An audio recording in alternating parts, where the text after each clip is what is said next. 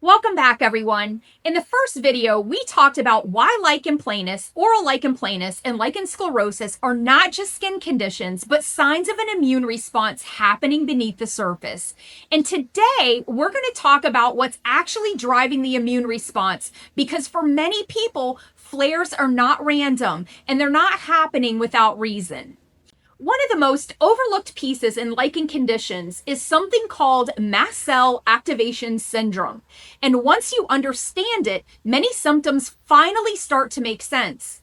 Mast cells are a type of immune cell whose job is protection.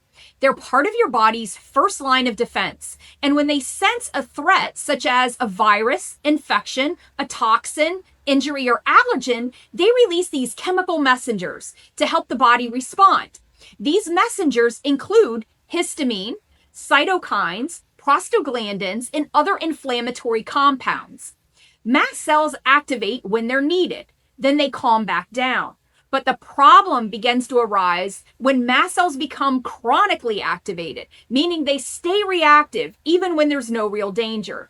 And an important piece most people are never told is where these mast cells are located.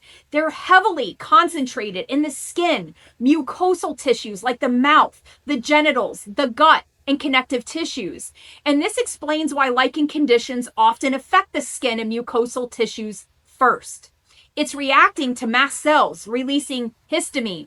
When histamine levels stay elevated, these tissues can remain inflamed and hypersensitive.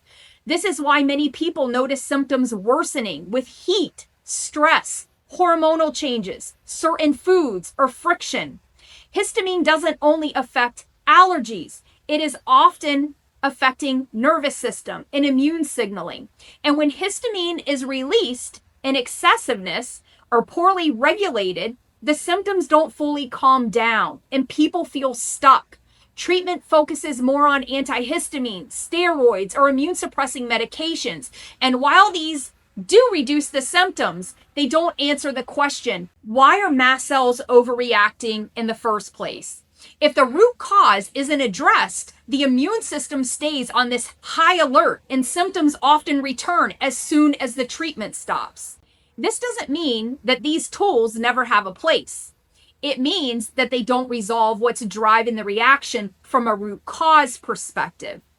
Mast cell activation syndrome isn't the enemy. It's a signal. It tells us that the body is responding to something it is perceiving as a threat.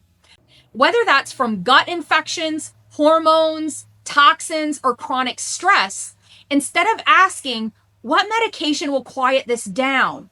We start asking different questions like, what is activating my immune system and keeping these mast cells reactive?